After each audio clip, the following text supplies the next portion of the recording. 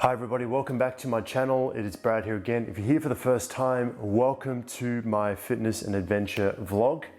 31st of May 2020. I am pretty excited actually. I just purchased a redundancy piece of equipment that I will be using moving forward to store all of my vlogs, my video projects and my photos and all of my content.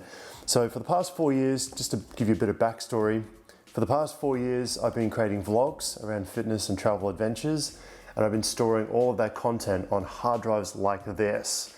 So if you're watching this video and you're doing this and you're looking for a better solution, stick around because hopefully this video will help you. But literally guys, for the last 4 years, I've been using these hard drives, right? And I've been doing my best to organize my footage on these hard drives by labeling everything, right, like this. But I'm getting to a point now where there's just too many of these hard drives, and if I lose any one of these hard drives, then I lose all the content on those hard drives for good.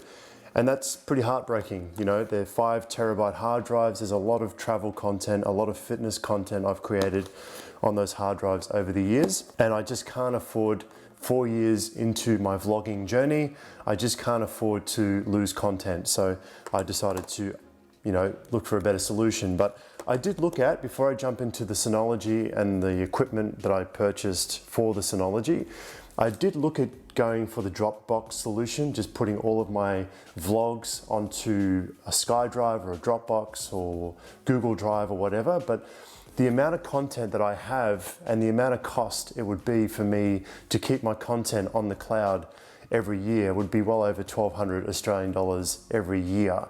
And so I thought to myself, is it smarter if I just spend, the $2,500 up front, because that's how much that Synology DS918 Plus cost me, around 2,600 Australian dollars, which includes the 3 hard drives that I purchased altogether. So I'll talk about that equipment very shortly.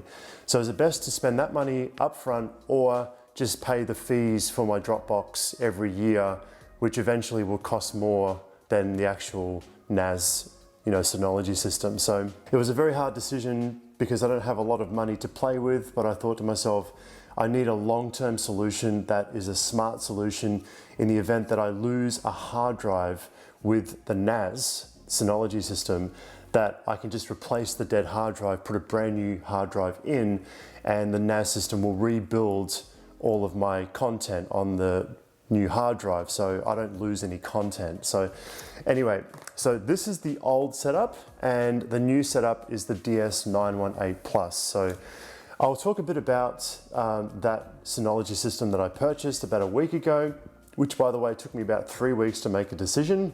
I watched a lot of videos on YouTube, I did a lot of research. I saw Peter McKinnon, he's got a similar system, but he spent about $5,500 to $6,000 on his when I priced it up. I don't have that kind of money right now to spend on a redundancy solution. So that one cost me $2,600, and I'll throw it up on your screen. So the actual unit, the Synology unit, the DS918 Plus cost me 735 Australian dollars, which is just for the unit itself. It comes with 4 drive bays.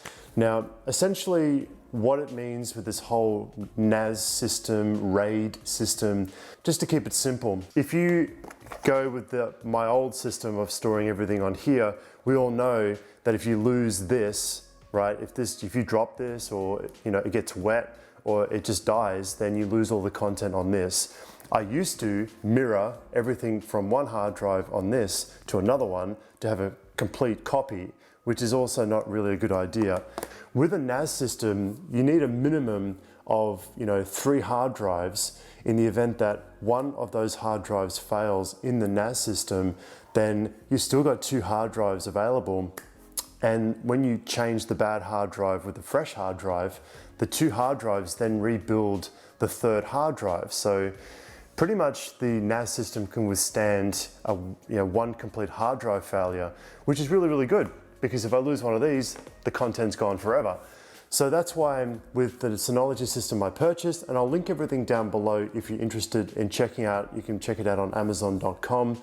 But essentially 4 hard drive bays. I've purchased 3 hard drives, And you can't just put any hard drives in these systems. They've got to be special NAS hard drives, right? Go and watch a couple of tutorials and you'll learn why that's the case. But I put in 3 12 terabyte IronWolf hard drives, and those hard drives, those 3 hard drives cost me $1,917 for 3 hard drives. It's a lot of money. In addition to the box, the Synology DS918 Plus, which cost me $735. So the total bill, $2,686. What that means is that 12 terabytes per hard drive times it by 3 is 36 terabytes.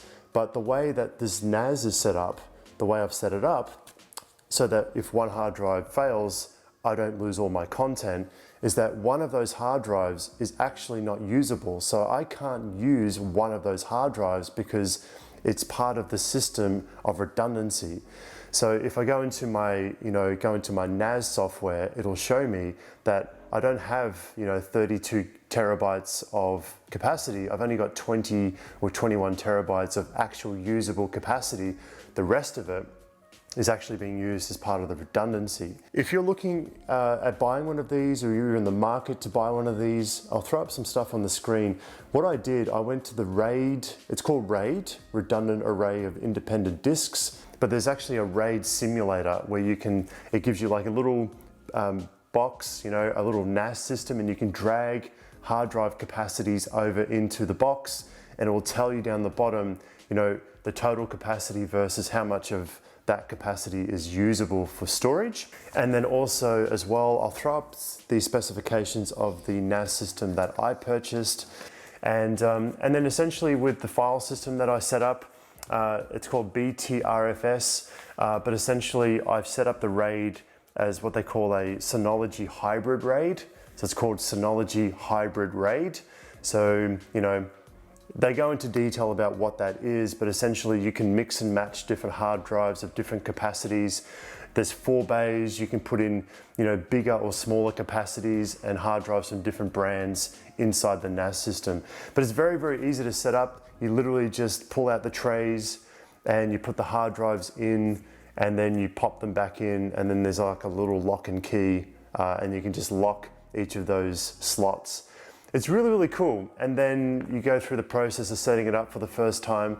The NAS, as I speak right now, is over there and it's working away. It's still configuring actually. I haven't even moved any of this content over to the NAS system yet. It's doing something called a parity check. Now, if you're watching this and you're like completely into this, maybe you explain to me what that really means. I think it's like checking for errors and bad sectors on the hard drives. I don't really know, but it's been doing a parity check now for like over 24 hours straight. So essentially it's like a private cloud system. So that NAS system is connected via a Ethernet connection to my router, which is then connected to the internet. And I can actually log into my NAS system from anywhere in the world using Quick Connect. I can log into it and I can access all of my content from anywhere in the world with an internet connection. So that's like essentially having my private, it's like having a private cloud. That's pretty cool, a private cloud that I'm not paying fees for every month or every year. I suggest having a look at buying one of these. I will link everything down below that I'm personally using, just to give you an idea of what I'm using. And then, if you want to get something cheaper, that's by all means fantastic. But let me know what you think if you decide to get one of these.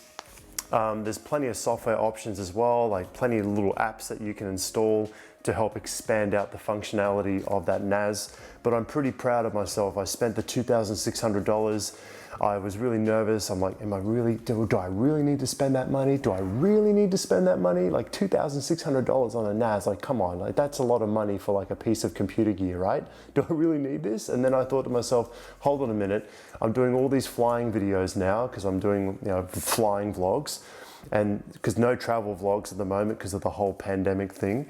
But I'm thinking to myself, is all of that flying content and all of that, is that really worth, the $2,600 that I would need to invest in protecting that content in case I lose any of that content? And the answer is, of course, the content is worth more than $2,600. If I lost this content, I would be absolutely devastated, absolutely devastated. So I'm so happy I got it. So anyway, I hope this was helpful. If you're looking for a redundancy system for your vlogs or your photos or your content, this is definitely the way to go. It's a long-term solution.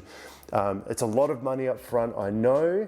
I still say that now, but I do believe that this is a really good long-term solution for the direction that I'm heading with my vlogs and my content creation. So thanks for watching, and see you in another video. Ciao.